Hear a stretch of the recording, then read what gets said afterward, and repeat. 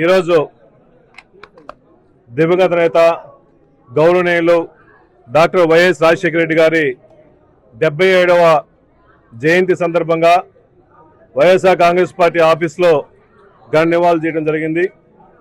ఈ రాష్ట్రంలో ఉమ్మడి తెలుగు రాష్ట్రాల్లో కానీ భారతదేశంలో కానీ ఒక మంచిగా ముఖ్యమంత్రి పాలన చేసిన ముఖ్యమంత్రి బడుగు బలహీన వర్గాలని రైతుల్ని అందుకొని ఎస్సీ ఎస్టీ బీసీ బడుగు బలహీన వర్గాలందరికీ సమన్యాయం చేసిన ముఖ్యమంత్రి ఒకే ఒక ముఖ్యమంత్రి వైఎస్ రాజశేఖర గారిని సభాముఖంగా తెలియజేస్తున్నాను.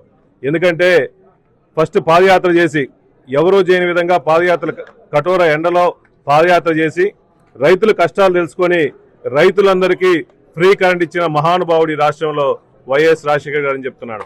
అదేవిధంగా ఫ్రీ కరెంటు, అదేవిధంగా ఈ రాష్ట్రంలో పేదవాళ్ళు ఎంతమంది ఇబ్బంది పడుతున్నారు, వాళ్ళకి మెరుగైన ఆరోగ్యం కల్పించాలని చెప్పేసి ఆరోగ్యశ్రీ ఏ ముఖ్యమంత్రి చేయని విధంగా ఆరోగ్యశ్రీ కల్పించి పేదవాళ్ళు కూడా కార్పొరేట్ హాస్పిటల్లో చూపించుకునే మహాభాగ్యం కల్పించిన మహానుభావుడు ఈ రాష్ట్రంలో వైఎస్ రాజశేఖర అని చెప్తున్నాను. అదేవిధంగా పిల్లల చదువు కోసం ఎంతోమంది డాక్టర్లు అయ్యారన్నా ఇంజనీర్లు అయ్యారన్నా వైఎస్ రాజశేఖర గారి చదువు వల్ల ఇంతమంది డాక్టర్లు అయ్యారు.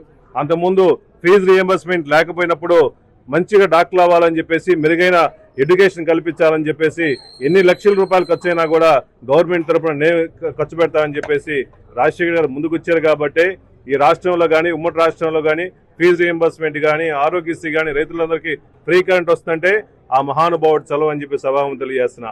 ఆ మహానాయకుడు వల్ల మేము ఈరోజు రాజకీయాల్లో రావడం కూడా ఆ రాజశేఖర్ గారు ఉన్నారు కాబట్టి ఆయన ఆశయాలను చూసుకొని ఆయన ఆశయాలను కొనసాగించడం కోసం మేము మా నాయకుడు గౌరవనీయులు వైఎస్ జగన్మోహన్ రెడ్డి గారి నాయకత్వంలో ఇంకా ముందుకెళ్లి రాజశేఖర్ ఆశయాలను కొనసాగిస్తామని తెలియజేస్తున్నాం.